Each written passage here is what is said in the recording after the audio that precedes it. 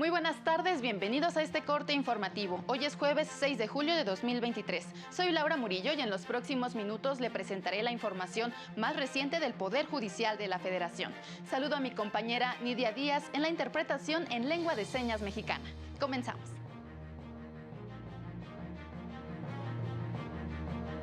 La Corte determinó que las entidades federativas no pueden imponer impuestos locales a tabaco, cerveza y aguamiel. Rechaza la Suprema Corte que las remuneraciones de las y los ministros violen la Constitución. La independencia judicial beneficia a los ciudadanos, pues es una garantía de que las sentencias son imparciales. Comenzamos con el reporte de lo que resolvieron esta tarde las y los ministros del Pleno de la Corte, con mi compañero Mario López Peña, quien se encuentra en el edificio sede del máximo tribunal. Mario, adelante con tu reporte, por favor.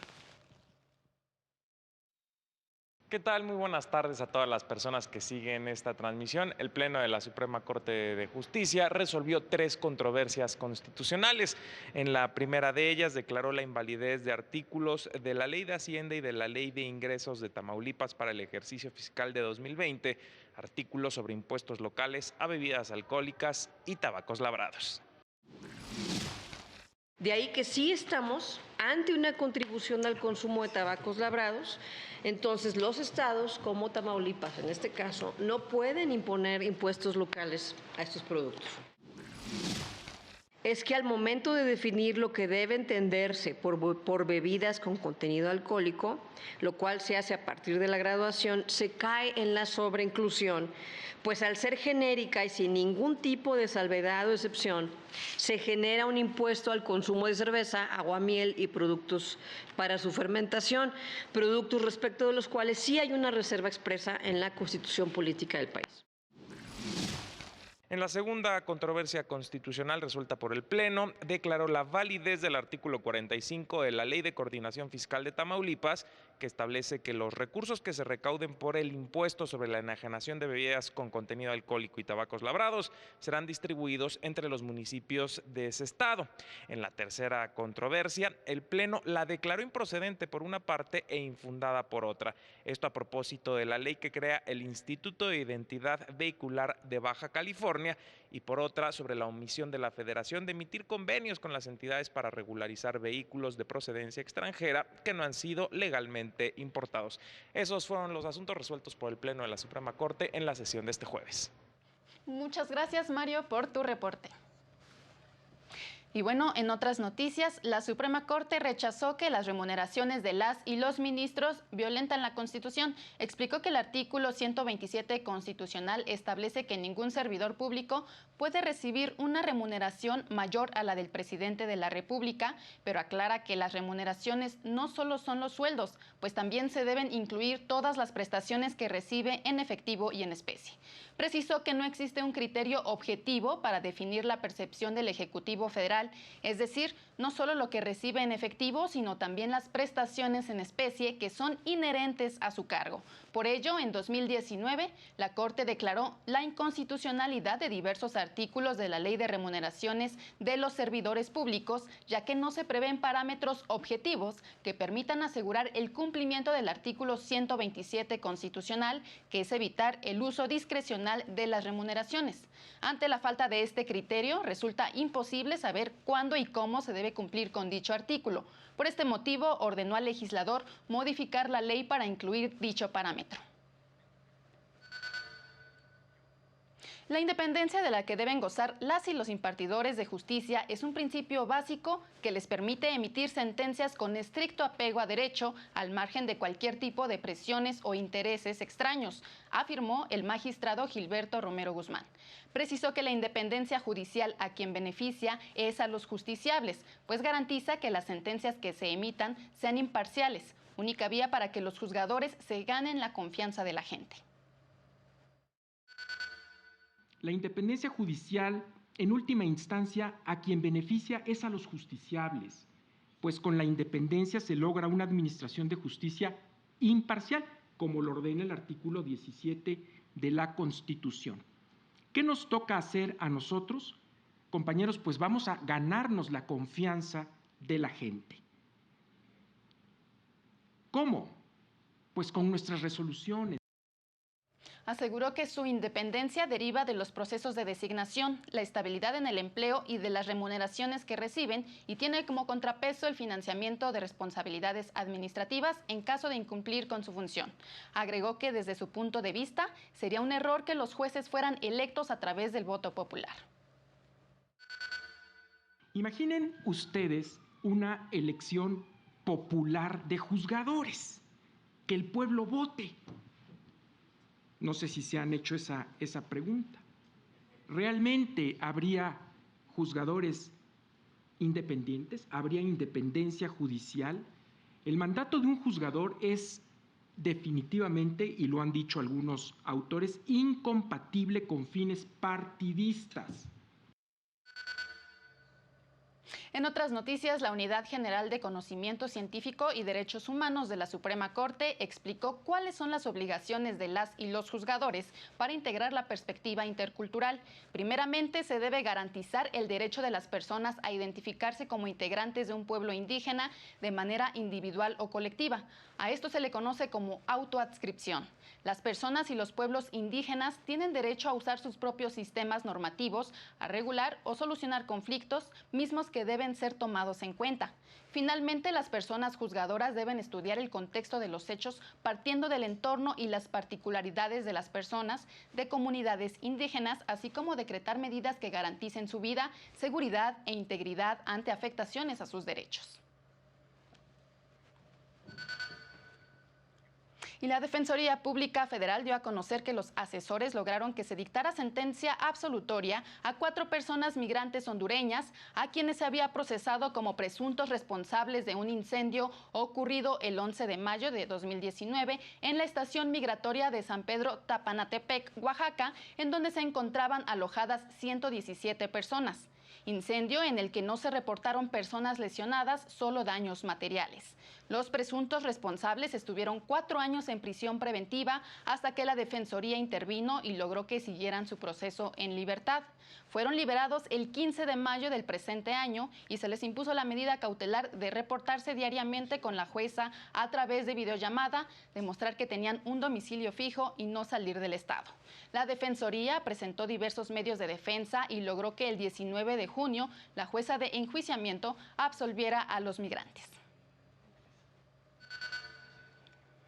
Y el primer tribunal colegiado en materia penal del primer circuito determinó que cuando se reclama a través del amparo indirecto, el aseguramiento y la detención de personas migrantes por parte de la autoridad en la materia, corresponde conocer del asunto al órgano jurisdiccional en materia administrativa.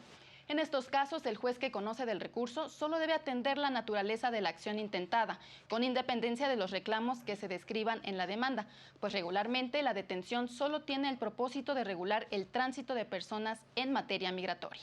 El tribunal explicó que, de acuerdo con precedentes del Pleno y la primera sala de la Corte, la retención en estaciones migratorias solo busca verificar su estancia en el país y no se trata de una medida punitiva. Por ello, la competencia es del órgano jurisdiccional en materia administrativa, sobre todo si no existen indicios de que la retención pudiera derivar en un procedimiento penal o existan datos ciertos de que la privación de la libertad tiene como propósito la deportación, expulsión, repatriación o incomunicación. Y el consejero de la Judicatura Federal, Sergio Javier Molina Martínez, invitó a participar en el Seminario de Derecho Colectivo organizado por la Escuela Federal de Formación Judicial, que forma parte de las acciones de mejora continua para las y los juzgadores.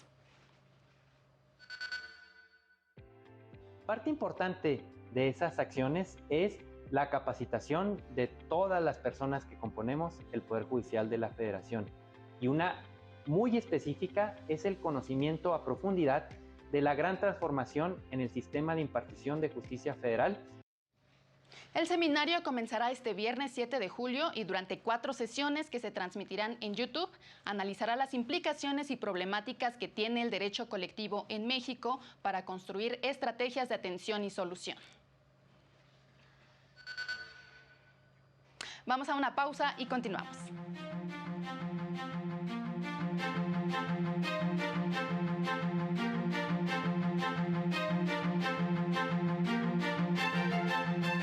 Al regresar, presentan manual sobre desplazamiento interno.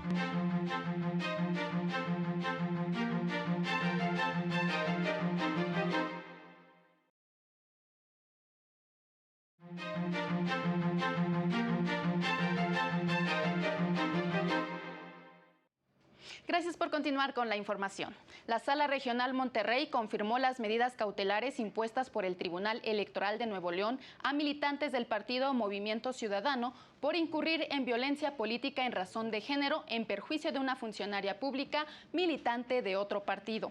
La demandante pedía que además de las medidas cautelares a los denunciados se les suspendieran sus derechos partidistas, lo que la sala descartó al considerar que sería desproporcionado.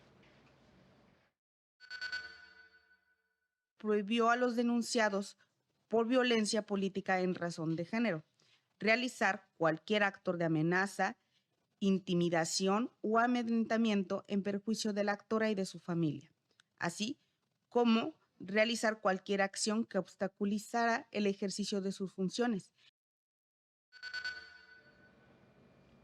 Por su parte, la Sala Regional Jalapa confirmó una sentencia del Tribunal Electoral de Oaxaca con la que se desechó de plano la demanda de un ciudadano indígena para controvertir el nombramiento del comisionado municipal de San Mateo Riondo, Miahuatlán, pues no se trata de una persona perteneciente a dicha comunidad. Lo anterior al acreditar que no hubo afectaciones a los derechos político-electorales, además de que no es viable analizar la legalidad de este acto, pues se encuentra supeditado a lo que resuelva la Suprema Corte de Justicia de la Nación sobre el asunto. Los actos y efectos emanados de la suspensión del ayuntamiento se encuentran bajo estudio de la Suprema Corte de Justicia de la Nación en la controversia constitucional 262/2022, en la que fue otorgada una suspensión y actualmente está en trámite un recurso de queja por la presunta violación a esa medida.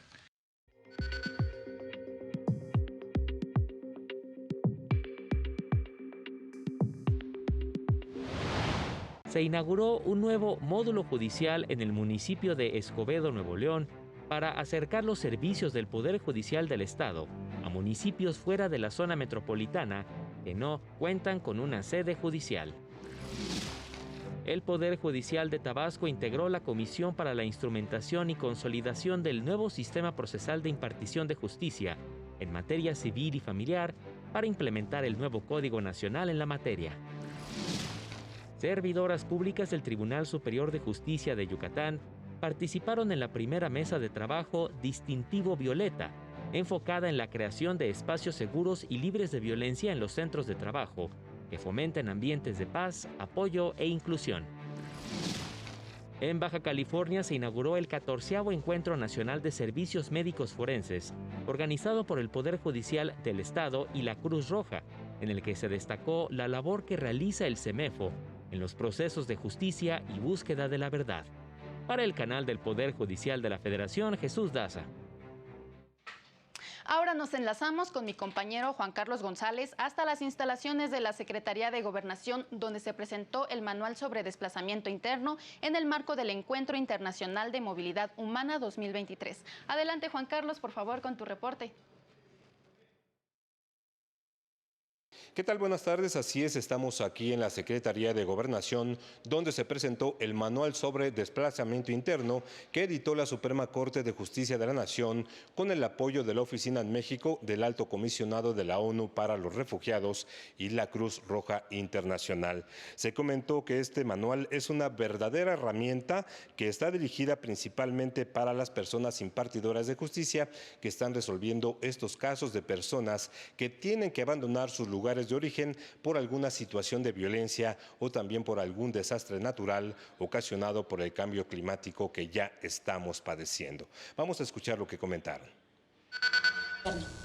Así, con este manual lo que pretendemos es brindar herramientas que permitan identificar, prevenir y eliminar todas aquellas barreras que puedan limitar el acceso a la justicia de las personas que viven y que están dentro de esta problemática que es el desplazamiento forzado interno, desde el momento mismo que se genera el desplazamiento y hasta llegar a que se brinden soluciones duraderas.